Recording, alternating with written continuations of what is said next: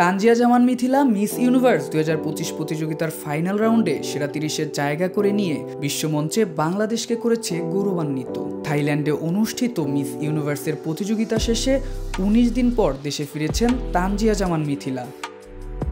মঙ্গলবার দেশে ফিরে তিনি বলেন, আমি একটু সরাসরি কথাগুলো বলছি। এই মুহূর্তে বাংলাদেশের জন্য বিজয়ী হওয়া সম্ভব না। সেরা 30ই চূড়ান্ত, এর বেশি ওরা দেবে না। বিজয়ী হতে হলে অনেক কাজ করতে হবে। তিনি আরও বলেন, বাংলাদেশ থেকে এবারই প্রথম কেউ এত বড় মঞ্চে পজিশন পেল। এটা আমাদের কাছে জয়ের মতো। আমি বাংলাদেশের জন্য রেভলিউশন এনেছি। দেশের মানুষ অনেক সাপোর্ট করেছে, ভোট দিয়েছে, এজন্য কৃতজ্ঞ। যারা ভবিষ্যতে এই মঞ্চে বাংলাদেশ থেকে প্রতিযোগিতা করবে তাদের যে কোনো সহায়তা করব। প্রতিযোগিতার সময় বিকুনি পরায় দেশের সমালোচনার মুখে পড়েছিলেন তিনি। এ প্রসঙ্গে মিথিলা বলেন, close door interview, evening gown, national costume ও সুইমস্যুট, এই 4 বিষয়ে মার্কিং করা হয়। এগুলো ঠিকভাবে করতে না পারলে সেরা 30 তো দূরের কথা, কোনো পজিশনই পাওয়া যাবে না।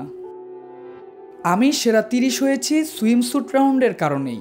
বিকিনি আমি প্রথম পরিনি, এর আগেও অনেক করেছি। আমি কোনোভাবেই আমার দেশকে ছোট করিনি। মিথিলা জানান, দেশে ফেরার আগেই একটি সিনেমার অফার পেয়েছেন। শিগগিরই মুক্তি পাচ্ছে তার অভিনীত ওয়েব ফিল্ম থার্সডে নাইট।